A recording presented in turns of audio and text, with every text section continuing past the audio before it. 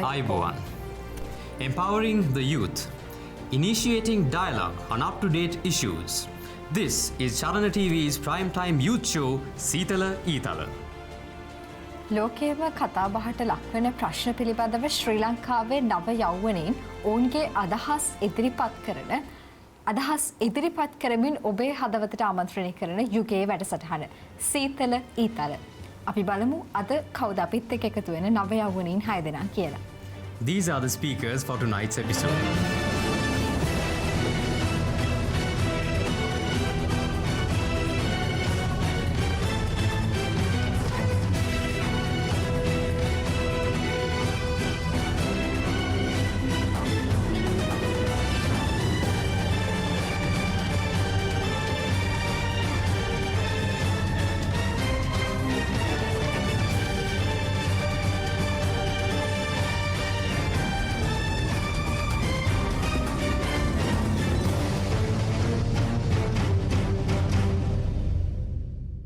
The speakers have assembled, and now it's time to look into what these magnificent speakers will be talking about. The 19th Amendment and youth. The 19th Amendment, since its establishment, has always brought on a little controversy. And with tales coming up about the 20th, it's time that we, the youth, express what we think about this in the most simplest way possible for you. Hiranya? AW ඩයිසි කියන විදිහට රාජ්‍යයක ස්වාධිපති බලය විදහා දක්වන සියලුම ඍජු හා වක්‍ර නීති ලේඛන අඩංගු ලේඛනය ආණ්ඩුක්‍රම ව්‍යවස්ථාවක් විදිහට හඳුන්වනවා. ශ්‍රී ලංකාවේ ඉතිහාසයේ පුරාවට විවිධ වූ ආණ්ඩුක්‍රම ව්‍යවස්ථාවන් වලට අපි මුහුණ දුන්නා. සෝල්බරි, ඩොනමෝර් වගේ ආණ්ඩුක්‍රම ව්‍යවස්ථාවන් එක්ක අපි වසර ගණනාවක්, දශක ගණනාවක් ශ්‍රී ලංකාව තුළ ජීවත් වෙනවා. ඒත් 19 වන ව්‍යවස්ථා සංශෝධනයත් එක්ක රටට මොන වගේ දේවල්ද බලපෑවේ? ඒක මොන වන ප්‍රජාවන්ටද ඍජුව බලපෑවේ සහ වක්‍රව බලපෑවේ කියන එක සමාජය තුළ බොහොම ගැඹුරින් කතා බහට ලක් වුණා. අද සීතල ඊතල තුළ අපි කතා කරන්න සූදානම් වෙන්නේ මේ 19 වන ව්‍යවස්ථා සංශෝධනය මොන විදිහටද තාරුණ්‍යයට බලපාන්නේ කියලා. සෙන්ඩ්‍රා. Yes, and that being said, we have our 6 speakers lined up for you. And now to the first speaker who will speak to you, Dilshara Fonseca. What's a country without a constitution, and what's a constitution without a proper amendment? Today we're going to be talking about the 19th Amendment. Before I move on to my main point, I'd like to state that these are the amendments that is there in the 19th Amendment. First and foremost, the right to information is recognized as a fundamental right, and the reduce of the term of the president from 6 to 5 years. They reintroduced a 2 limit on a person holding office as president, changed the immunity of the president. Prior to the 19th Amendment, Article 35(3) gave immunity to the president in both his private and official capacities. Constitutional Council was re-established, similar to the 17th Amendment. Prime Minister is vested with additional powers. Example, President has to consult with the PM in order to make a ministerial appointments. And it took away the power of President to dissolve a parliament on his whim unless in an extremely needed situation. The main point that I'm going to talk about here is the right of information. Now, if I take the exact article, it goes as this. තොරතුරු දැනගැනීමේ මූලික අයිතිය 14 අ වගන්තිය. සෑම පුරවැසියෙකුටම රජය අමාත්‍යාංශයක් හෝ යම් ආණ්ඩුවේ දෙපාර්තමේන්තුවක් හෝ යම් නීතියක් මගින් හෝ යටතේ පිහිටවන ලැබූ හෝ ඇති කරන ලැබූ යම් ව්‍යවස්ථාපිත මණ්ඩලයක් සතුව පවත්වන්නා වූ යම් පළාත් අමාත්‍ය මණ්ඩලයක අමාත්‍යවරුගේ අමාත්‍යාංශයක් හෝ යම් දෙපාර්තමේන්තුවක් හෝ පළාත් සභා ප්‍රඥප්තියක් මගින් පිහිටවනු ලැබූ හෝ ඇති කරනු ලැබූ යම් ව්‍යවස්ථාපිත මණ්ඩලයක් හෝ සතුව පවත්නා වූ යම් පළාත් පාලන ආයතනයක් සතුව පවත්වන්නා වූ සහ මේ අනු ව්‍යවස්ථාවේ ඡේදවල සඳහන් ආයතනවලට අදාළ වෙනත් යම් තැනැත්තෙකු සතුව පවත්නා වූ සහ පුරවැසියෙකුගේ අයිතිය ක්‍රියාත්මක කිරීම සඳහා හෝ ආරක්ෂා කිරීම සඳහා හෝ අවශ්‍ය වූ යම් තොරතුරක් වෙත නීතියෙන් සලසා දී ඇති පරිදි ප්‍රවේශ වීමේ අයිතිවාසිකම ඇත්තේය. Isn't this the democracy that we wanted as youths? You see, access to information is very critical in enabling citizens to exercise their voice, effectively monitor on hold government to account and to enter into informed dialogue about decisions which affects their life. So with this amendment, this positive point is actually helps, it actually enables the youth to get a better decision when they have the proper access to the information. So it is seen as vital for empowering all citizens, including vulnerable and excluded people, to claim their broader rights and entitlements. So if there's one positive thing that came out of 19th Amendment for youth is their right to get to know the information. Thank you. Thank you, Dilshara, for that wonderful outline on what the 19th Amendment entails and what we as citizens of Sri Lanka should know when it comes to this. How we are affected, how the youth is affected to this. Especially, Dilshara mentioned how the right to information, how we all have, since the 19th Amendment, this act of right to information has brought us a magnificent advantage when it comes to holding the government accountable at certain instances. And I believe that is something that was very essential, and also the powers of the president that were passed on to the Prime Minister, which in a way decreases the executive president's powers. Also a very important point, because I believe it is a common distinction in law that no position, no organ of the government should have too much power, the separation of powers. Hiranya? සැන්ඩෝ දේශාරා අපිට 19 වෙනි ව්‍යවස්ථා සංශෝධනයේ තියෙන මූලිකම කරුණු කිහිපයක් අපිත් එක්ක බෙදාගත්තා. ඒ විතරක් නෙවෙයි අපි නිරන්තරයෙන්ම 19 වෙනි ව්‍යවස්ථා සංශෝධනය ගැන කතා කරද්දී අපිට නිතරම අහන්න ලැබුණ දෙයක් තමයි තොරතුරු දැනගැනීමේ අයිතිවාසිකම, තොරතුරු දැනගැනීමේ පනත. මේ දේවල් එකට ආවා මේ ව්‍යවස්ථා 19 වෙනි ව්‍යවස්ථා සංශෝධනයත් එක්ක. ඇය බොහොම අපූර්ව ඉස්මතු කරන්න උත්සාහ කරා මොන විදිහටද මේ තොරතුරු දැනගැනීම තරුණයින්ට අවශ්‍ය වෙන්නේ. තරුණයින්ට හඬ නගන්න, තරුණයින්ට මොකක් හරි දෙයක් පිළිබඳව අරගල කරන්නට, ඒ පිළිබඳව ප්‍රශ්න නගන්නට අනිවාර්යයෙන්ම නිවැරදි තොරතුරු දැනගැනීමේ අයිතිවාසිකම් පවතිනට ඕනි කියන කරුණ තමයි දේශාරා අපිත් එක්ක බෙදා හදාගත්තේ. අපි බලමු චිරන්ති Senanayake what she is going to tell next. 1978 නිර්මාණය වුණු ව්‍යවස්ථාව ගොඩක් විද්වතුන් හඳුන්වන්නේ නව ශ්‍රී ලංකාවක ව්‍යවස්ථාවක් විදිහට. මොකද මේකට ප්‍රධානම හේතුව තමයි අපේ 1978 ව්‍යවස්ථාවේ 4 වෙනි නියාමිතය නැත්නම් 4 වෙනි වගන්තිය කියනවා ශ්‍රී ලංකාවේ ස්වෛරීයත්වය නැත්නම් sovereignty of the country, ස්වෛරීයත්වය ඇත්තටම රඳා පවතින්නේ ජනගහනය නැත්තං මහජනයාගේ අතේ කියලා. ඒ නියාමිතයම 4C කියනවා මේ අපේ ජනතාවගේ තියෙන විධායක බලය පාවිච්චි කර හැක්කේ නැත්තම් භාවිතා කර හැක්කේ විධායක ජනාධිපතිට කියලා.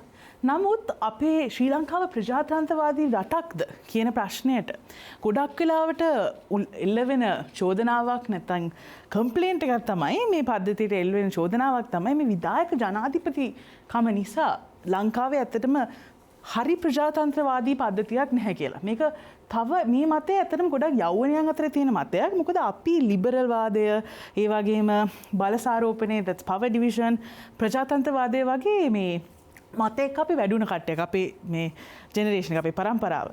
ඒ හින්දා තමයි මම හිතන්නේ අපිට විශේෂයෙන්ම මේ යෞවනයාට මේ බල කැටිවීම හින්දා අපි හැම වෙලාවෙම හිතන දෙයක් තමයි මේ බල කැටිවීම හින්දා ශ්‍රී ලංකාවේ ප්‍රජාතන්ත්‍රවාදයට තර්ජනයක් ලක් වෙනවා කියලා. නමුත් මේ සංශෝධනයේ සිද්ධ වුණ දේශපාලන පසුබිම ගැන බැලුවොත් ඒ දේශපාලන පසුබිම හින්දා මේ සංශෝධනයේ පුළුවන් තරම් අපිට ඵලය ලබන්න පුළුවන් උනාද නැද්ද කියන එක වෙනම විවාදයක්. මම ඒකට ඇත්තටම යන්නේ නැහැ. නමුත් මේ අවස්ථාවේදී මම කියන්න ඕනේ there is one misconception about what the 19th Amendment actually is. So a lot of young people think that the 19th Amendment is a transfer of power from the president to the prime minister. That actually isn't the context of the 19th Amendment.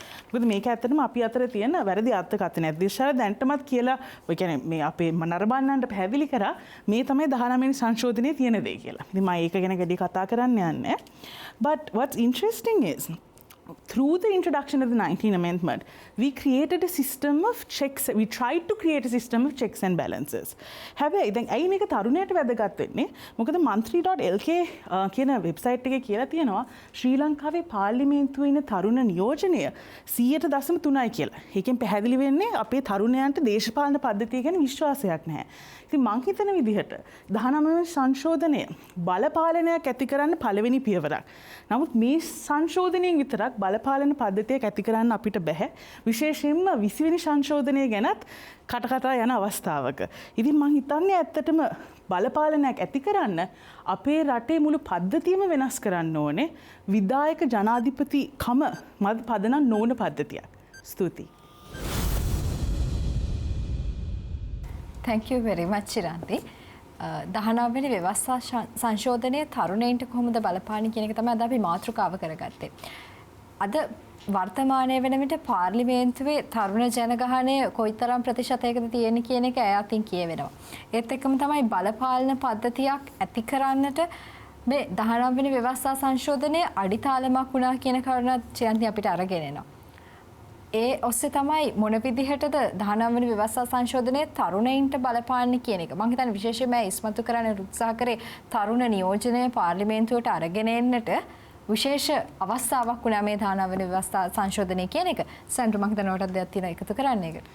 Definitely. Hirane, I believe one of the main things that I like the question that she asked. Is Sri Lanka really a democratic country? Something that since the recent past and even before that we've been discussing in our country. But this is a very good question because when it comes to Sri Lanka, we have the executive, the legislative and the judiciary. But however, is the system of checks and balances properly in place? Because we all know that a perfect system of checks and balances cannot exist. But however, we have to move forward towards this perfection. And Chiranti rightfully mentioned that this is the 19th Amendment was in fact a step forward, but however she still believes that we can take better steps forward if we can create systems that may or may not be affected by an executive presidency. That's a really insightful point for all of you judicial or for all of you who are familiar with the law, who are listening. Even if you are not, these are things that you learn newly every day. The law is a weapon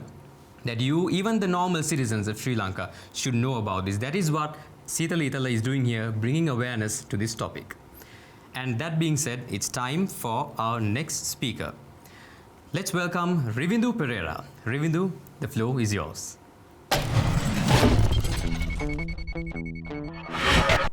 ශ්‍රී ලංකා ප්‍රජාතාන්ත්‍රික සමාජවාදී ජනරජයේ ආණ්ඩුක්‍රම ව්‍යවස්ථාව සියලු දෙනාම රටේ ඉන්න සියලුම දෙනාව අනිවාර්යෙන් කියවා තිබිය යුතු බව මම විශ්වාස කරනවා. නමුත් සමාජයේ බහුතරයක් මේ කියවා තිබේ දැන්න ගැටලුවක් තියෙනවා. විශේෂයෙන්ම තාරුණ්‍ය. අපි 1978 දී ගෙනෙන ලද ශ්‍රී ලංකා ආණ්ඩුක්‍රම ව්‍යවස්ථාව දෙස බැලුවොත් එදා හිටපු තරුණයන් ඒ සඳහා පූර්ණ සහයෝගය ලබා දුන්නා. නමුත් ඔවුන් අද වැඩිහිටියන් බවට පත් වෙලා. ඔවුන් තමයි මේ වෙන විට රටේ පාලනය කරගෙන යන්නේ. නමුත් අපිට පේන දේ තමයි 2015 දී ගෙනෙන ලද ආණ්ඩුක්‍රම ව්‍යවස්ථා සංශෝධනය විශේෂම අද අපි කතා කරන 19 වන ආණ්ඩුක්‍රම ව්‍යවස්ථා සංශෝධනයේදී තාරුණ්‍යයේ යෝජනා තාරුණ්‍යයේ බලපෑම මේකට අඩු වෙලා තියෙනවා. අපි ඇත්තටම මොකද්ද මෙතන වෙලා තියෙන්නේ කියලා හිතන්න ඕනේ. දැන් මම මෙතනින් එළියට ගිහින් පාරේ යන කවුරු හරි ළමයෙක්ගෙන් නැත්තම් ඔෆිස් ඇරිලා යන අපි බස් එකක යන කාගෙන් හරි ඇහුවොත් ඔබ 19 වන ආණ්ඩුක්‍රම ව්‍යවස්ථාව ගැන දන්නවද? ඔබ රටේ මේ පිටු 62කින් යුත් 19 වන ආණ්ඩුක්‍රම ව්‍යවස්ථාව ගැන දන්නවද කියලා කෙනෙක් කියන්න පුළුවන්. මම ඩොක්ටර් කෙනෙක් වෙන්න ඉගෙන ගන්නේ මම මොකටද දේශපාලනය ගැන ඉගෙන ගන්න. තව කෙනෙක් කියන්න පුළුවන් මට රස්සාවක් හොයන්න ඕනේ. මම මොකටද 19 වෙන ආණ්ඩුක්‍රම ව්‍යවස්ථාව ගැන හොයන්නේ. මෙන්න මෙතනයි ගැටලුව වෙලා තියෙන්නේ. අපිට පේන දෙයක් තමයි මේ ඉදිරියේදී මේ තුලින් සිදුවන්නේ ඉදිරියේදී රටේ දේශපාලනය අපි දේශපාලනය කියන void එකක් ඇති වෙනවා. අපි දේශපාලනයේ හිඩසක් ඇති වෙනවා මේ තාරුණ්‍යයේ හඬ නිහඬ වීම තුලින්. මේ තමයි අපි 19 වන ආණ්ඩුක්‍රම ව්‍යවස්ථාවේදී දකින්න මූලිකම දේ තරුණයන් හාගත්තාම. මොකද රටේ තාරුණ්‍ය රටේ දේශපාලන සංස්කෘතිය සහ රටේ ව්‍යවස්ථාව ගැන අනාගතය දෙස නොබලා දැන් තමන්ගේ පටු තීරණ වෙනුවෙන් ගියාම තමයි ඉදිරියේදී දේශපාලනයේ යම් කිසි කඩාවැටීමක් වෙන්නේ. අපි ඒක 1978 සිට ගත්තාම අපිට එය සියල් 1978 වර්ෂයේ සිට අපිට ඒවා අපිට නිදසුන් ලෙස ගන්න පුළුවන් එදා සිටි තරුණයන් අද වැඩිහිටියන් බවට පත් වෙලා සිදුවෙන දේ. ඒ කියන්නේ කිසි අවධානයක් නැතුව අවධාරණයකින් තොරව කටයුතු කිරීම තමයි සහ තාරුණ්‍යයේ අපි කියන්නේ ලැජ්ජාවක් කියලා. ඒ කියන්නේ තාරුණ්‍ය සමහර අය කියනවා මේවට යන්නේ ලොකු අය විතරයි මේකට යන්න නම් අපිට දේශපාලන පසුබිමක් තියෙන්න ඕනේ. එහෙම දෙයක් නෙමෙයි. ඒ කියන්නේ 19 ව්‍යවස්ථාව තුලින්ම එය අඩුකොට බලය බෙදා හැරීමක්ද සිදු කොට තිබෙනවා. ඉතින් ඇත්තටම මෙතන තියෙන ගැටලුව පැහැදිලි. ඒ තමයි කාටවත් විශේෂයෙන්ම තාරුණ්‍යයට 19 ව්‍යවස්ථාව සංශෝධනය සහ සම්පූර්ණ ව්‍යවස්ථාව පිළිබඳ අවධානයක් සහ අවබෝධයක් නැති බව.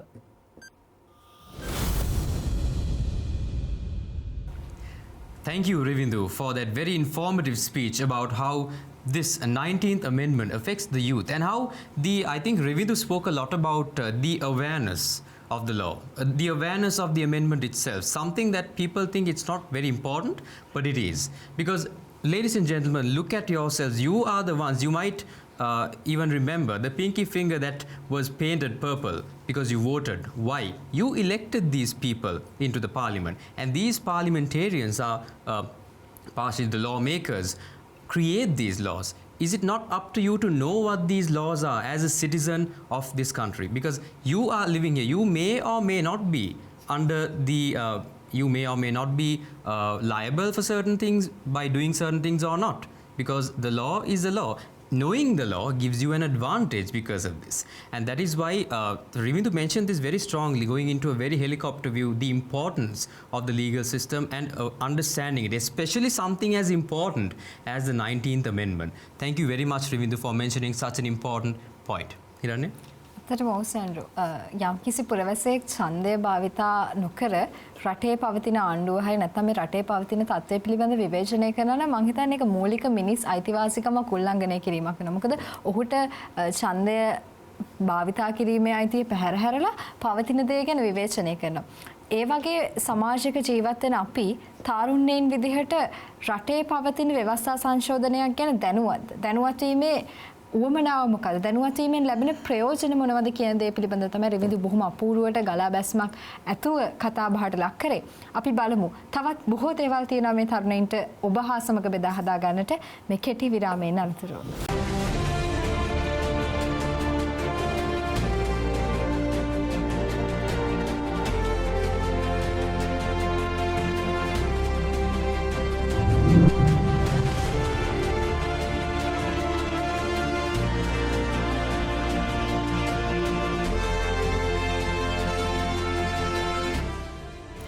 And after that short commercial break, we are now back at Seethala Eethala, where the first three speakers discussed and voiced their opinions on the 19th Amendment and how the youth should look at this. And let's see what the next three speakers have lined up for you. We have Shimar Ahmed. Shimar, the floor is yours. Ladies and gentlemen, I don't really care about the 19th Amendment. I don't really know what the 19th Amendment is about. How is it going to benefit me? Three things that you have to ponder upon within the next 3 minutes. This is a few details or facts that I collected from people of our age, right? This is Sri Lankan youth context, the mindset, all right? The 19th Amendment and the youth. The perspective of the youth in today's context with regard to the 19th Amendment. There were a few promises that were made with regards to having restoration of people's sovereignty, legislature, executive positions, devolution of powers, judiciary, participatory democracy, and good governance. All right? Think of the term good governance. Keep that in mind, and let's go back in time. All right? You do know that in the end of the day, the 19th Amendment or whatever it is always a piece of paper that a set of people came together and put forth, right? But who is it really going to benefit in the end of the day? For example, let's take this phone. This phone is a 2019 model, but before that there was a 2018 model. Before that there was a 2017 model. Just like that, the amendments also has to change over time because the old ones become void. Because mainly because of the fact of the people who made the amendments. It may have suited them in their points at their time, but it will not suit as of now. How are we going to change it to something that's going to engage the youth? Why doesn't the youth care about this? One thing that I'm trying to propose to everyone here and to all those of you out there who are listening to me is simply the fact that you need to address and accept the opinions of the youth with regards to these amendments. Because in the end of the day, regardless of who's going to govern this nation, the youth is the movement that's going to take over in the next generation. So if their opinions are not taken into consideration, there's no use in formulating a 20th Amendment or a 21st Amendment if they do not understand that it's only for them, right? So even if we do put forth, I believe we need to educate the youth on what the entire system is about. Moving forth from that, going back to good governance. What is good governance? So any government can come and say, I'm going to give you good governance. I'm going to protect you for the rest of time, right? But this was there in the last amendment as well. What happened though? Did we have a safe and secure place to live in? No, right? There was not very, very good governance. We all know about all the things that happened. Few things to think about. So we'll put forth another paper. Maybe another 20th Amendment will come. It is already in the making. But how effective do you think it is? Thank you. Thank you, Shimmer, for that wonderful insight. You mentioned a lot of things about how good governance and also the inclusivity, something that was not brought up earlier when it comes to the lawmaking process itself of, say, the 19th Amendment or even the amendments that are to come and the amendments that have already come. Something very, very important that if members of the legislature are watching right now, that you can take into account. And with regards to inclusivity, I believe people, especially when it comes to minorities, Shimmer, you would agree, are not represented in certain certain parts of the law, right? And in even minorities such as the youth, however, is not a minority. Apologies. And that is why the youth really, really matter when it comes to constructing the 19th Amendment. The youth needs to be part of the conversation, and even as the youth also needs to be a part of the result of it. So this being said, Shimmer also focused a lot on how good governance and how that he brought up the question whether good governance was really initiated in any of these amendments. Good questions, good insight. He will follow up definitely in the discussion round. Hirane? සන්ට්‍රෝ රටක ව්‍යවස්ථා සංශෝධනයක් ඇති කරන එක යාවත් කාලීන වෙන්න ඕනේ. කාලෙන් කාලෙට සංශෝධනයක් නැති වෙන්න ඕනේ. මොකද අද අපි තරුණය නියෝජනය කරාට තව වසර 5ක් 10ක් ගත වෙද්දී අපි තරුණ කියන අවධියට වැටෙන්නේ නැහැ. අපි වැඩිහිටි වෙලා. අද ළමා කියන කැටගරි එකට අයිති වෙන අය තමයි තව අවුරුදු 5ක් 10ක් ඇතුළත තරුණ කියන කැටගරියට එන්නේ. ශිමර් ඒක ඉස්මතු කරන ඔහුගේ කතාවේදී මේ ව්‍යවස්ථාවක් සංශෝධනය වෙන්නට ඕනේ කාලෙන් කාලයට. නමුත් මේ සංශෝධනය කරන අවස්ථාවකදී රජයේ විසින් එහෙම නැත්නම් බලධාරීන් විසින් තීරණ ගනිද්දී තරුණයින්ගේ හඬටත් ඇහුම්කන් දෙන්නට ඕනේ. ඔවුන්ගේ අවශ්‍යතා මොනවද කියලා හඳුනා ගන්නට ඕනේ. ඔවුන්ට අවශ්‍ය වෙන දේවල් නැත්නම් ඔවුන්ට ඇති කළ යුතු දේවල් මේ සංශෝධනය තුළ අන්තර්ගත වෙන්නට ඕනි කියන එක ශිමර් තුලින් කියවෙනවා. අපි බලමු Taritu Piris what he is going to tell next. Democracy. Democracy is the government of the people, by the people, and for the people. Does the 19th Amendment actually have a benefit to our country? And is it applicable in the situation of our country as a whole? Second main question, do you actually require that much power to make a change in our country? Is this more of a power struggle amendment? Few questions to this House. We understand that the executive power was restored, but true democracy is equal distribution and power and authority, and this is what the amendment has shown us. Firstly, what percentage of the youth is actually aware of the 19th Amendment? And most importantly, how many members of the parliament are actually aware of the 19th Amendment? And are the lawmakers actually aware of the entire clauses in this paper? Right? Thus, if you can't have the lawmakers unable to be aware of this entire paper, how can you expect the youth to be aware of this? And this contention has to be answered in this House. The youth has the ability to make a change and give out their opinions and perspectives. But is it really taken into consideration is the mindset that we have today. How does this affect the youth? The actions and choices taken by the current state affects and ponders upon the future.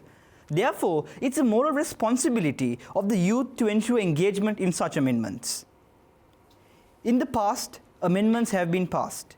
But has there been change? This is another question that we leave the House with. We also see that there's separation of power, which means we understand that corruption is quite minimal in this instance. We understand that the Sri Lankan political system has a large amount of bias and corruption in the long run. Right? And thus we ensure that the passing of the 19th Amendment restricts this or solves this problem to a large extent. Right? And we understand that corruption is kept minimal. Moving on to what exactly is good governance, right? We tell you that good governance does not depend on the status of individuals. It depends on the actions of the individuals, right? And therefore, by this being passed for the past 5 years, what have we as the youth seen improved in our country? Have we seen effectiveness? Have we seen efficiency? Have we seen equity in our society? Since its inception, have we seen change in Sri Lanka, and that has benefited us positively. On the post-conflict idea of this, right? Looking back at the 5 years, have we seen poverty levels reduction?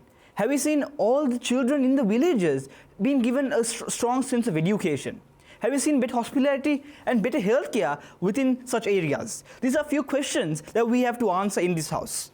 Therefore, the way to move forward for Sri Lanka is to ensure that everybody has equal access. Everybody has the ability to voice out their opinion. With that being said, we need to ensure strong accountability, transparency, and validation. With that being said, with great power comes great responsibility. Thank you. Thank you very much, Tarindu. Tarindu මේ කතාබහේ උච්චතම අවස්ථාවකට අපිව අරගෙන එනවා. එතනින් පස්සේ ඔහු කතාව අවසන් කරන්නේ බොහොම අපූර්ව ප්‍රශ්නයක් ප්‍රේක්ෂක ඔබට ඉදිරිපත් කරමින්.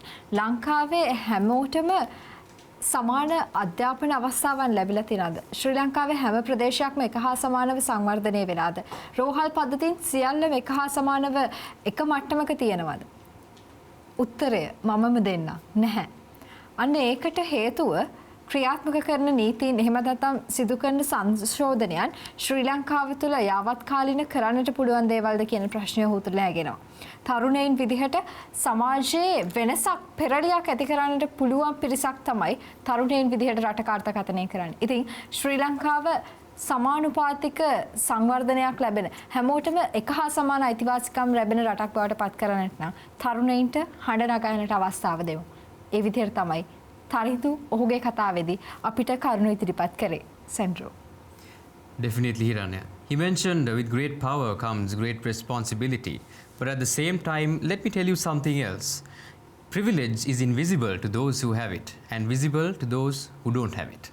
Now, this is something that we can visibly see when it comes to the legislature, because Tarindu questioned, are the lawmakers aware of the 19th Amendment? This is a very good question indeed, Tarindu, that we can ask, because we as the youth, we have made the effort to know what this is. A certain proportion of the youth, yes, but at least we have made the effort. And by this show right now on Seethala, Eethala, what we are doing here is giving you the opportunity, giving you the awareness as to what this has actually done. Following with, he also mentioned a lot about corruption and also that good governance is not about who there is, but about what they do. Action and responsibility. Thank you very much, Tarindu, for mentioning these valuable points, and I believe that these will be indeed useful in the discussion round. Moving on to our next speaker, Shamilka Karunanayaka. Shamilka, the floor is yours. ශ්‍රී ලංකාවේ ජනාධිපති පාර්ලිමේන්තුවේ මැති ඇමතිවරුන් පළාත් සභාවල නියෝජිතයන් ඡන්දයෙන් තෝරාපත් කරනු ලබන්නේ ශ්‍රී ලාංකීය ජනතාව. ඒ වගේම මේ රාජ්‍ය නිලධාරීන්ගේ පඩිනඩි එතකොට රාජ්‍ය ආයතනවලට අවශ්‍ය ප්‍රතිපාදන නැත්නම් රටේ සංවර්ධනය වෙනුවෙන් අවශ්‍ය මුදල් වලට ගෙවන්නේ ජනතාවගේ බදු මුදල් වලින්. එහෙමනම් ජනතාවට අයිතියක් තියනවා ජනතාවගේ සල්ලි වලින් කෙරෙන වැඩ ගැන ප්‍රශ්න අහන්න. මේ ඔස්සේ තමයි අපි කතා කරන්නේ තොරතුරු දැනගැනීමේ අයිතිය පිළිබඳව. 19 වන ආණ්ඩුක්‍රම ව්‍යවස්ථාවේ සංශෝධනය හරහා මුලින්ම මේ තොරතුරු දැනගැනීමේ අයිතිය තහවුරු වෙනවා. එතකොට පුරවැසියන්ගේ අයිතීන් ආරක්ෂා කර ගැනීමටත් නැත්නම් ඒ පුරවැසියන්ගේ අයිතීන් තහවුරු කර ගැනීමටත් මූලික අඩිතාලමක් විදිහට තොරතුරු දැනගැනීමේ අයිතිය මුලින්ම ප්‍රකාශිතයට පත්වෙනවා 19 වන ආණ්ඩුක්‍රම ව්‍යවස්ථා සංශෝධනය තුළින්. මේත් එක්ක තමයි අපි 2016 අවුරුද්දට යද්දී 2016 අංක 12 දරන තොරතුරු දැනගැනීමේ අයිතිවාසිකම පිළිබඳ පනත ප්‍රකාශයට පත් වෙනවා. මේත් එක්ක මේ තොරතුරු දැනගැනීමේ අයිතිය තහවුරු කරන්න ස්වාධීන කොමිෂන් සභාවක් මේ ඕනම පුරවැසියෙකුට ඕනම වෙලාවක ඇවිල්ලා රාජ්‍ය නිලධාරියෙක්ගෙන් ප්‍රශ්න කරන්න රාජ්‍ය ආයතනයකින් තොරතුරු ලබා ගන්න ඒ සියලු ක්‍රියාපිළිවෙත් ලස්සනට හදලා දෙනවා මේ පනත හරහා. මේ හැම දෙයක්ම සිද්ධ වෙන්නේ මේ 19 වන ආණ්ඩුක්‍රම ව්‍යවස්ථා සංශෝධනය හරහා. එතකොට මේ තොරතුරු ලබා ගැනීමේ ප්‍රවේශය කොයි වගේ තොරතුරු පහසුවෙන් අපිට ලබා ගැනීමේ හැකියාව තියෙනවද? මේ තොරතුරු දෙන්න මේ රාජ්‍ය ආයතන සහ නිලධාරීන් බැඳී සිටිනවාද? ඒහා බැඳුණු වගකීම් පිළිබඳව අපි අනිවාර්යයෙන්ම කතා කරන්න ඕන. හැබැයි ඒත් එක්කම මතක තියාගන්න ඕන මේ හා සම්බන්ධ සීමාවන් රාශියකුත් තියෙනවා. තොරතුරු දැනගැනීමේ අයිතිය ගැන කතා කරද්දී අපි හිතමු ජාතික ආරක්ෂාව නැත්තම් භෞමික අඛණ්ඩතාවය, පෞද්ගලිකත්වය, අධිකරණයේ තියෙන ස්වාධීනත්වයට යම්කිසි විරෝධයක් දක්වන යම්කිසි පටහැනිතාවයක් දක්වන අවස්ථාවකදී තොරතුරු දැනගැනීමේ අයිතිය අපිට භාවිතා කරන්න සිදුවන්නේ නැහැ. මේ දේවල් එක්ක අපි දැනගන්න ඕන කාරණාවක් තමා රටේ මිලියන 4.5ක් වූ තරුණ ප්‍රජාව මේ තොරතුරු දැනගැනීමේ අයිතිය පිළිබඳව දැනගන්න ඕන. ඒකට මොකක් හරි දෙයක් රාජ්‍ය නිලධාරියෙක් ගැන හෝ නැත්නම් රාජ්‍ය ආයතනයක ඒ මුදල් භාවිතා වෙන්නේ කොහොමද? තමන්ගේ මුදල් එක තැන්වල පරිහරණය වෙන්නේ කොහොමද කියන එක ගැන ප්‍රශ්න කරන්න තරුණින් දැනගන්න ඕන. ඒ ගැන ඒ කට්ටියට අදහස තියෙන්න ඕන, මේ තොරතුරු දැනගැනීමේ පනත ගැන ඒ කට්ටියට අවබෝධයක් තියෙන්න ඕන සහ ඔවුන්ට මේ තියෙන අයිතිවාසිකම ඔවුන් නිවැරදිව භාවිතා කළ යුතුමයි. Thank you, Shamilka, for that very insightful intellectual capacity, I would say, that you offered when it comes to this topic, especially something that Dilshara mentioned in the beginning, because the Right to Information Act and how the limitations of it. Thank you for bringing a very different perspective as to what we could entail, what we could understand from this, because there are limitations even in this 19th Amendment. Limitations because everything has a boundary, and including this. That she questioned whether this is really working, whether the right to information, whether the governments, whether civilians whether servants, government servants are in fact supporting facilitating the execution of this Right to Information Act, and so on and so forth. And also she did not fail to mention that the limitations of this Right to Information Act, such as issues of national security or even issues of privacy, that cannot be revealed at times. So even though the 19th Amendment did bring us one step forward when it comes to ensuring a certain balance of checks, a certain step forward in checks and balances, but however did it in fact limit us in a certain way? A question that you can ask yourself as well, and that will be discussed in the discussion round. Hiranne?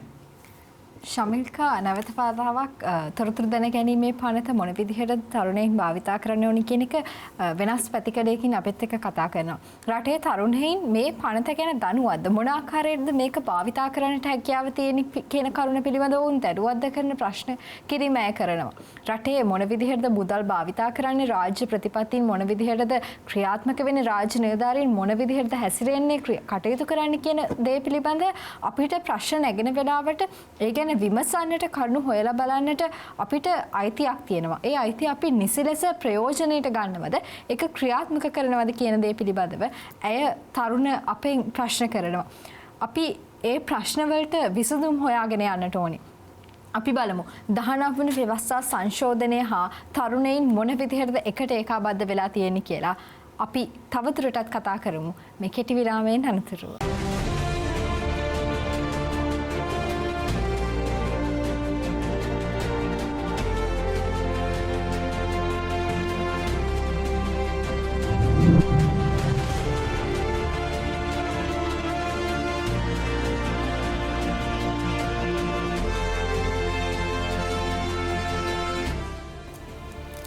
after that short commercial break, we are now on the other side, talking to you about the 19th Amendment and youth, right here on Seethala, Eethala. And now the discussion round has begun, and these speakers will dart questions at each other. All right. Tarindu, you had a question? Shamilka, you spoke about the right to information, right? And within the Sri Lankan context, we have a direct threat to people that go question the politicians and the lawmakers, right? Because we understand that such individuals easily want to evade this entire question. How exactly, as a community within Sri Lanka, as the youth with special emphasis, can we still go ahead and question these policymakers and understand that even though there's a threat, and question these individuals? Yes, so in response to this question, I would actually make a general appeal to the youth in Sri Lanka. I think it's high time we understand how this system works. The system of applying for right to information, how can you go approach a government official or a government public body and ask for information, and if you are rejected that, how can you go to the Right to Information Commission, make an appeal there, and how, even if that appeal is rejected, how can you go back again? There are beautiful processes that are set out. It's very simple. The Right to Information Act is nothing special, or it's not a complicated thing to understand, and there is an amazing website in all 3 languages on the Right to Information Act, maintained and updated beautifully for any human being who has maybe different levels of understanding to go and see what is there, what laws are available, what are the application forms, and everything's there. So even right now, I know a lot of youth organizations and a lot of people out there who understand the pain of not having information, and when they're denied of that, they have sought relief through the RTI Commission. So the systems are in place. It's very clear cut, and there will be no injustice done if you are to follow that correct procedure, which is very transparent and solid. One more question to Ravindu. You spoke about youth awareness, which was a very strong point within the 19th Amendment. How exactly do you think that, as the youth, how exactly do you think that we can collaboratively and bring forward the youth to have more interest, to have more inception on the 19th Amendment, and have the interest within Sri Lanka's governing system to ensure that we as the youth have a say in what exactly happens within our country? All right, so in response to Tarindu's question, what should be done is, when it comes to the school curriculum itself, we don't see the curriculum itself telling the students to like read out the constitution, like you need to know the law. Like when it comes to the advanced levels as well, which I am currently studying, we have been divided into sections and all, and we are not educated about about amendments or else any formal sector, any sector of government control as well. So I believe that there is a lack of awareness right at school, and that could making an impact to the school level, and the university level itself can make a huge impact for the awareness. Leading on to that, I also agree with Ravindu, and I also have a question towards you, Tarindu.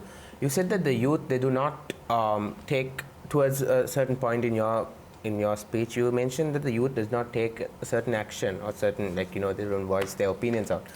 The thing is, I think they do. There's a lot of youth community organizations that do voice their opinions out. Okay, a lot. You go onto Instagram, if you follow a few so-called influencers, you see them voicing out and shouting and stuff about rights, women's rights, men's rights, this and that, and all that jazz. Quite a lot. Okay, but the only thing that we lack is knowledge on how to make that difference, because as youth, they can't do it alone. Okay, the policymakers are the ones who has to do it. So what do you have to say about that? I think with regard to that, there needs to be less competition among the youth, right? Youth can't compete against each other if they want to make change. Youth need to collaborate together, right? All the 6 of us, if we want to make change here on this show, just like we've done here, we've collaborated together. This is exactly what the youth need to do. And I think with that, you bring much more power, you bring much more voice, you bring much more hands, you bring much more heads into the entire solution making. Just like community-based organizations or NGOs that the youth form, basically like Road Track, Interact, Leo, Lion, and all hypes and all that, so we do understand that all these organizations are in place. So all those of you out there who are listening to us, you could join any of these organizations, because see, in the end of the day, those organizations fulfill what the people in the higher hierarchy does not. Okay, they identify, they see it firsthand, how people are suffering in the end of the day, right? So what the 19th Amendment and all these amendments try to achieve is basically a fact that everyone needs to get equal human rights, everyone needs to have a good life, a healthy life and all that, right? So higher quality of standard of living. These youth organizations identify these problems, and these youth organizations, even though they do not get funded locally, there are countless number of places internationally that fund these projects, so-called projects. So these youth organizations are one way of escape, or one way of a solution that I would like to propose. ඒත් එක්කම මේ මට ශිමර්ගෙන් ප්‍රශ්නයක් තියෙනවා. ශිමර්ගේ පළවෙනි සාකච්ඡාව හරහා මම ගත දෙයක්. දැන් අපි රාජ්‍ය සංකල්පය කියලා ගත්තාම අපි තියෙනවා ව්‍යවස්ථාදායක, විධායකය සහ අපි අධිකරණය තියෙනවා. දැන් මේක නිකන් කකුල් තුනක් තියෙන මේසයක් වගේ. එක කකුලක් හරි කැඩුනොත් මුළු ඒ රාජ්‍යකින සංකල්පය වැටෙනවා. එතකොට අපි දැක්ක අපි විධායකය ගැන කතා කරොත්, විධායක ජනාධිපති ගැන හරි සහ පාර්ලිමේන්තුව ගැන කතා කරපුවාම අපි දැක්කා පහුගිය වකවානුවේදී රටේ ඇති වෙච්ච අර්බුදකාරී තත්ත්වයන්, පාස්කු විරෝධ ප්‍රහාරයන් ගැන ඒවත් එක්ක. එතකොට ඒත් එක්කම 19 වෙනි සංශෝධනයේ අපිට විධායකයට සහ පාර්ලිමේන්තුවට responsibility එකක් තියෙනවා to have checks and balances and to ensure that you have national security in place. So when these things are not met by the executive and the legislature, whoever responsible in the country, to what extent does normal citizens like us have to question that, okay, you have not fulfilled your responsibility which was bestowed upon you by the 19th Amendment? Yeah, we don't. Actually, Shamika, thank you for bringing that. I would like to openly accept the fact that we as youth do not have the authority to question that anyway, because regardless of what they do on the higher hierarchy, we have no way of questioning at that point, right? Because there were so many people who came on media openly and questioned the legislative, but there was no response from them. We all clearly understand and accept that, right? But what I did understand was, regardless of these things happening, we do understand that everyone faced a lot of loss and hardship. But right after this happened, with the government servants and with everyone, we as Sri Lankans got together and started helping this and started fixing the situation on our own. So I think that way the public has come together in a really long way, because they understand the problems that they have within each other. It's just that these problems are not voiced out and not understood by the people above. That's what I think. Would you agree with that? Absolutely. Shiranti and Dilshara, what are your thoughts on this? So I really think that one way in which young people can make a change is actually by entering into politics. That's the bitter truth of it. ඇත්තටම යවන්නට වෙනසක් කරන්න ඕන නම් දේශපාලනයට සම්බන්ධ වෙන්න ඕනේ. මොකද ඇත්තටම ඉස්සර කිව්වා වගේ ශ්‍රී ලංකා පාර්ලිමේන්තුව හිතන අපේ ඉන්න යවන්නයෝ මිලියන 4.1ක්. ඒතර මේ මිලියන 4.1 නියෝජනය වෙන්නේ ශ්‍රී ලංකා පාර්ලිමේන්තුවේ 3%යි. ඉතින් මේ කියන්නේ 3% කියලා කියන අවුරුදු 35ට අඩු පාර්ලිමේන්තු මන්ත්‍රීවරුන් ගැන තමයි මම කතා කරන්නේ. ඉතින් මම කියන්නේ ඇත්තටම දේශපාලනය කියන්නේ ඇත්තටම මඩ ගොඩක් තමයි, ජරා ගොඩක් මේ වත්මන් තත්ත්වේ. නමුත් අපිට වෙනසක් කරන්න අවශ්‍ය නම් අපිට අනිවාර්යයෙන්ම දේශපාලනයට යන්න වෙනවා කියලා මම හිතනවා. මොකද ප්‍රජාතන්ත්‍රවාදික පද්ධතියක් වුණත් රඳා පවතින්නේ නායකයාගේ තීරණය මත. ඒක තමයි යථාර්ථය. අපිට බිම්මට්ටමෙන් කරන්න පුළුවන් දේ හරි සීමිතයි. ඉතින් මම ආයෝජනය කරනවා මේ නරඹන යෞවනයෝ කවුරු හරි ඉන්නවා නම් දේශපාලනයට යන්න හිතන් ඉන්නවා නම් අනිවාර්යයෙන් මේ අභියෝගය බාර ගන්න.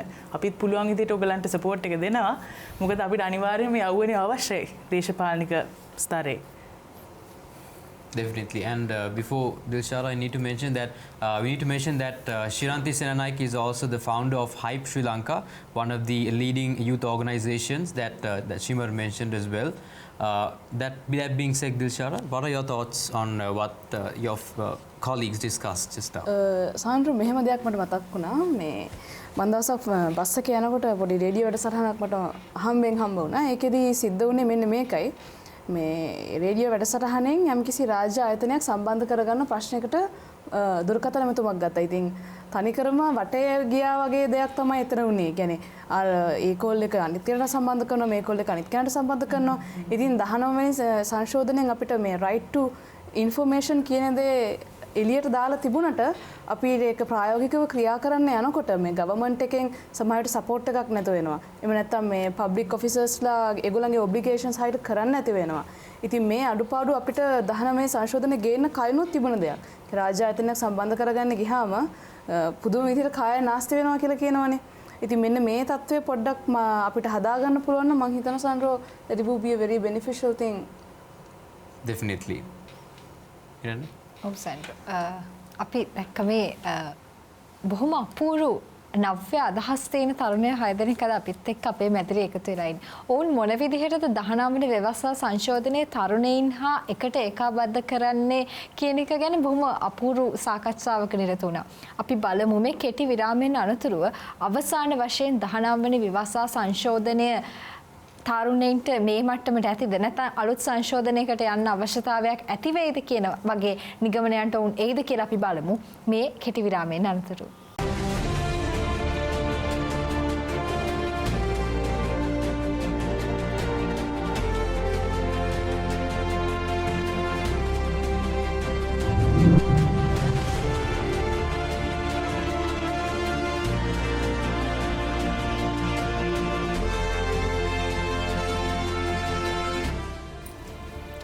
And after that short commercial break, we are now back again at Seethala, Eethala, where the youth was discussing about the 19th Amendment and voicing out their opinions. And now we've come to the final round of Seethala, Eethala, the solutions round, where all these youth, after a quality discussion, have come to the final points that they will be voicing out on this topic.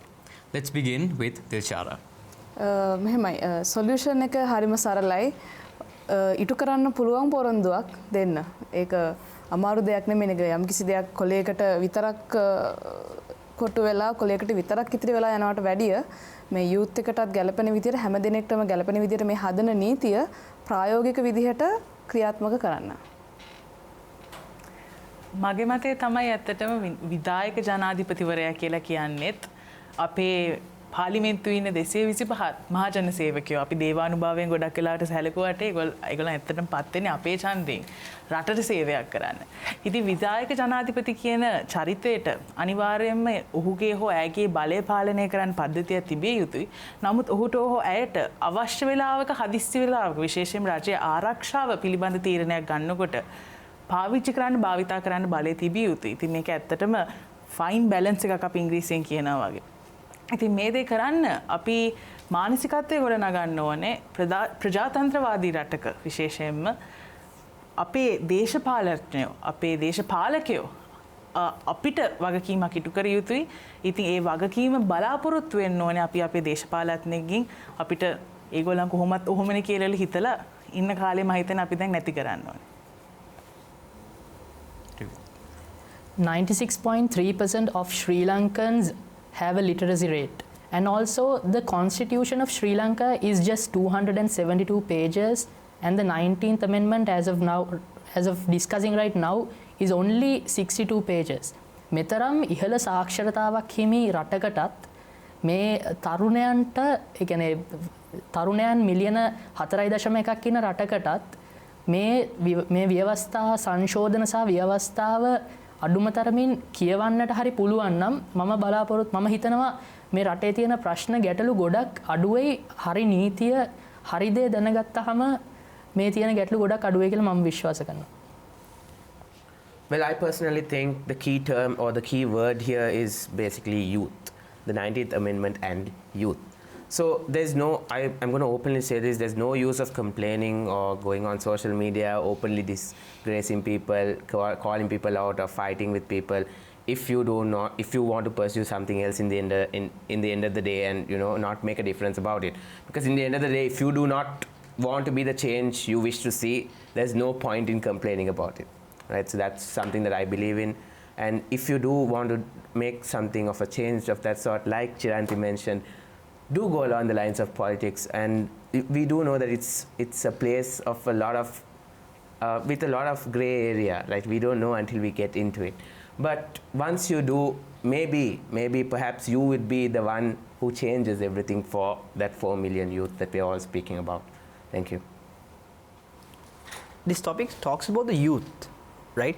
But essentially, we need to understand that the actions of the existing individuals affect the youth, right? So this is a small message to the Sri Lankan government or to all lawmakers and policymakers out there, right? Let's not compete with each other, right? We have a range of parties. That's perfectly fine, right? Do what you can do, right? But in the end of the day, work to a common goal and improve this country, right? It doesn't matter who you support, it doesn't matter what you want to do, but in the end of the day, the moment you want to serve mankind, do it collectively. Because the moment, like I said earlier, the moment there's more heads, the moment there are more hands serving mankind, that's when you can do a job, right? Essentially, on the part of youth, we encourage the youth to join more shows like this, more talk shows of this caliber, if you want to come out there and express your opinion and ideas, right? Essentially, we tell you, we encourage all the youth to ensure that they come out of this entire gray area and they are able to voice out their opinion, right? Therefore, let's say it's a collective effort, it's a group effort, and therefore, if we want to go forward as a community, as a country, what we need to do is work together to a common goal. Thank you. මට කියන්න තියෙන්නේ අගෝස්තු 5 වෙනිදා අපි පාර්ලිමේන්තුවට තෝරාපත් කරගත් 225 දෙනාම මේ 19 වෙනි ව්‍යවස්ථා සංශෝධනයවත් අපේ රටේ නීති රීතිවත් කියවලා තියෙනවද නැද්ද කියන්නේ මම දන්නේ නැහැ. ඒ වුණත් අපේ රටේ අපේ තරුණයන් විදිහට මං හිතන්නේ අපි මේ 19 වෙනි ව්‍යවස්ථාවට අනුකූල ඒ හැම දෙයක් ගැනමත් ලංකාවේ නීති රාමුව පිළිබඳවත් මීට වැඩිය පුළුල් ගැඹුරු අදහසක් තිබීම ඉතාමත් වැදගත්. තමන්ගේ අයිතිවාසිකම් උල්ලංඝනය වෙනවද නැද්ද කියන තැනට වැටෙන්නේ නැතුව මීට වඩා අවබෝධයකින් රටේ තරුණයන්ට කටයුතු කරන්න පුළුවන් නම් ඒක තමයි අපි හිතට ගන්න ඕන ඉතාම වැදගත්ම දේ කියලා මම හිතනවා.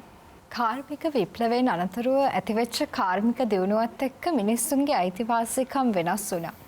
සමාජමීය ආර්ථිකමය දේශපාලන සිවිල් සංස්කෘතිකමය කියන විදිහට අයිතිවාසිකම් වෙනස් වුණා. එතනින් එහාට ගිහිල්ලා 19 වන සංශෝධනයත් එක්ක අපිට තවත් අලුත් අයිතිවාසිකම් ගොඩක් එකතු වුණා. අපිට අලුත් අවස්ථාවන් ගොඩක් එකතු වුණා. අද අපි සමස්ත කතාබහ තුළදීම කතා කරේ 19 වන සංශෝධනය තුළින් අපිට ලැබිච්ච දේවල්. ඒ වගේම තමයි තව දුරටත් ඉදිරියට සංශෝධනයන් ඇති වෙනවා නම් ආණ්ඩු ක්‍රම ව්‍යවස්ථාවලදී මොන විදිහටද ඒ සංශෝධනයන් ඇති වෙන්නට ඕනේ? අන්න ඒ කරුණු පිළිබඳව අද මේ යෞවනින් 6 දෙනා බොහොම අපූර්ව කතා බහක නිරත වුණා. හැබැයි එතනදී වැඩිම අවධානය දෙන්නට ඕන කරුණ වෙන්නේ ආදරණීය බලධාරිනි රටේ පුරවැසියනි ඔබට පුළුවන් නම් යම්කිසි තීරණයක් ගන්න රටේ ඉහළ පුටුවල ඉන්නවා නම් නැවත වරක් සංශෝධනයක් අරන් එන්නට කලින් මේ 6 දෙනා අපි දෙන්නත් ඇතුළුව සෙන්ට්‍රෝ කතා කරපු දේවල් අවධාරණයට ගන්නවා වගේම රටේ තරුණයින්ට හඬනා ගන්නට අවස්ථාවක් දෙන්න. ඔවුන්ගේ අවශ්‍යතාවයන් හඳුනා ගන්න. ඔවුන්ට අවශ්‍ය දේවල් ඔවුන්ගේ අදහස් නිවැරදිව එකතු කරගෙන ඊළඟ සංශෝධනයකට අපි යමු. එතකොට රටේ තරුණයින් රටේ ශ්‍රම බලකායට වැඩිම මෙහෙවරක් කරන පුරවැසියන් වෙන තරුණයින්ට රට වෙනුවෙන් දෙයක් කරා කියලා අභිමාණයෙන් ආඩම්බරෙන් කතා කරන්නට පුළුවන් වටපිටාවක් හැදේ. Definitely, Hiranya. This is a plea to our President, our Prime Minister and everyone who is in power.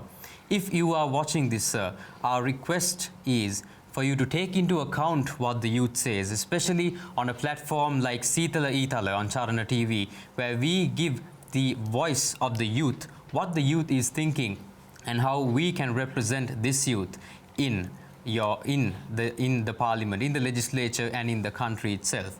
But however, here is a message to the youth as well. Remember, they are 225, but you are 4 million. And they might have power, but you must remember that knowledge is power. Keep learning, keep growing, and keep raising your awareness, because the youth is unstoppable and the youth of Sri Lanka even more. This is another episode of Charana TV's Seethala Eethala signing off.